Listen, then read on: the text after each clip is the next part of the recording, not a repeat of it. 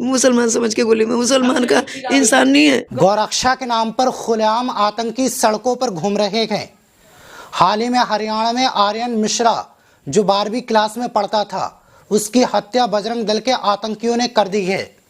जब बजरंग दल के आतंकियों को पता चला कि वो लड़का हिंदू है और ब्राह्मण है, तो हत्या करने वाले बजरंग दल के गुंडे आर्यन मिश्रा के पिता के पैरों में गिरकर ये कहने लगे कि हमें माफ कर दीजिए, हम किसी ब्राह्मण की इस तरह हत्या नहीं करना चाहते थे और इसका पाप हम अपने सर पर कैसे लेकर चलेंगे।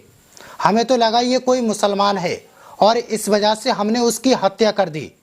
जब ये खबर सामने आई तो सबके जहन में एक ही बात थी कि अगर अब कोई मुसलमान होगा तो उसकी इसी तरह से ये हत्या कर देंगे बजरंग दल वाले।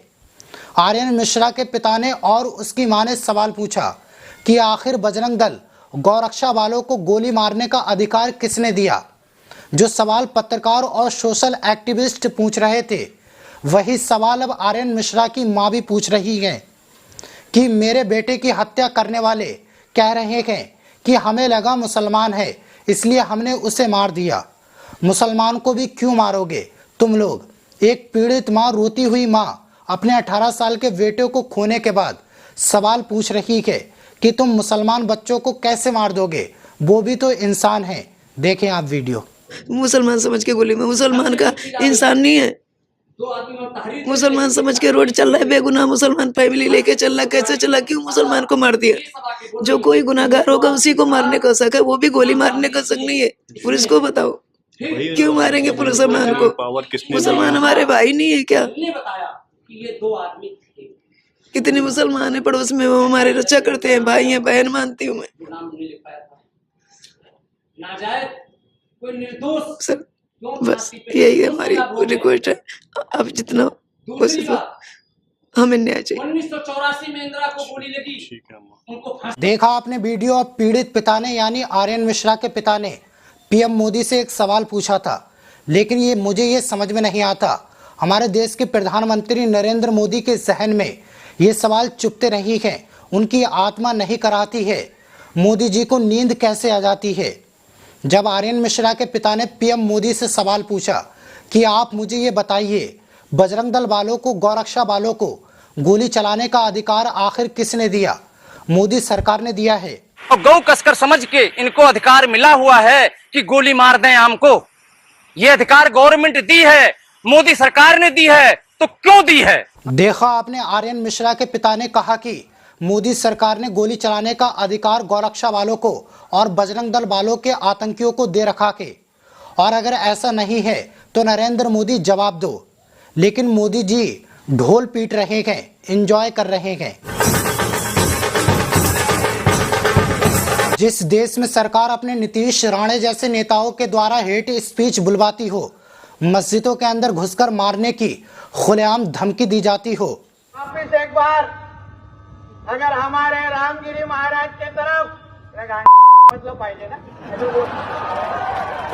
नहीं तो बोलती ये तो मराठी में बोल के गया, मेरे को कुछ समझा ही नहीं, इसलिए तेरे को जो भाषा में समझता है ना वो भाषा में धमकी देके जा रहा हूँ।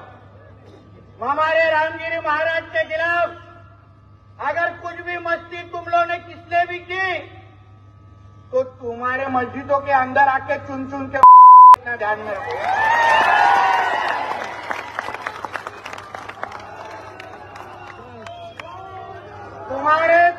तुम्हारी कौम की अगर चिंता होगी तो हमारे रामगिरी महाराज के खिलाफ कुछ भी बोलने का नहीं, वरना वो जबान हम लोग सही पे रखेंगे नहीं, ये तुम लोग याद रखना। नाही चालणार माझ्या देशामध्ये या सगळ्या गोष्टी आम्ही पाहतोय युट्यूबवर आणि सोशल मीडियावर कोण कोण आमच्या रामगिरी महाराजांच्या बद्दल हे एक एक मौली उठतायत आणि भाषणं देत आहेत, धमक्या देत आहेत, त्यांना अंगावर जाण्याची भाषा करतायत, आमच्या हिंदू धर्माच्या बद्दल वेळा वाकडं बोलतायत। पोलिसांना मी सांगेन वेळेतच ते युट्यूबचे चॅनल बंद करा। प्रत्येकावर आमचं लक्ष आहे, नाहीतर कुठेही तो त्यांचा कोण धर्मगुरू किंवा मौलवी अशा कुठल्या स्टेजवर असं कुठेतरी बडबडत आम्हाला दिसला तर त्याला काय आम्हाला मी सोडणार नाही, हे तुम्ही लोकांनी लक्षात ठेवा. त्यांना दाढी दाग करण्याची पण जागा आम्ही ठेवणार नाही. म्हणून उगाच वाकड्यामध्ये आमच्या जाऊ नका. कोणाचा देश आहे हे पहिला माहिती घ्या, याबद्दल पहिला विचार करा. अरे एवढे हिंदू मोठ्या संख्येने असताना कशाला चिंता करायची आमच्या महंतांनी आणि आमच्या महाराजांनी? आम्ही नाही काय करू शकत त्यांच्या संरक्षणासाठी? नुसतं घोषणा देत बसायचं? उठाव डाटे भगाव काय काय फक्त घोषणा. आणि कितीही काही पोलिसांनी करून दे, कायम आमच्यावर केस होत नाही, चिंता करू नका. आमचं राज्य आहे, आमचं राज्य आहे, हे भगवादारांचं राज्य आहे, हिंदुत्वादाचं राज्य आहे.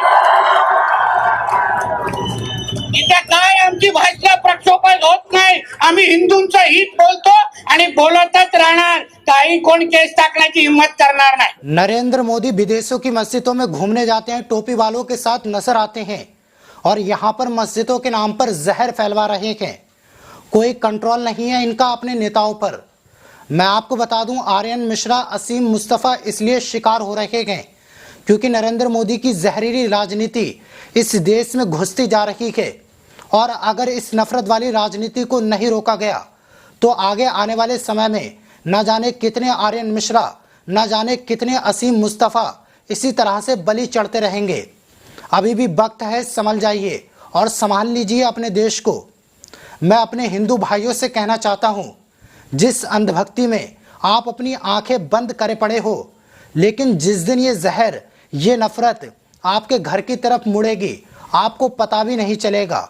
और जब तक आप अपनी आंखें खोल पाएंगे तब तक सब कुछ खो चुके होंगे. सत्यमेव जयते.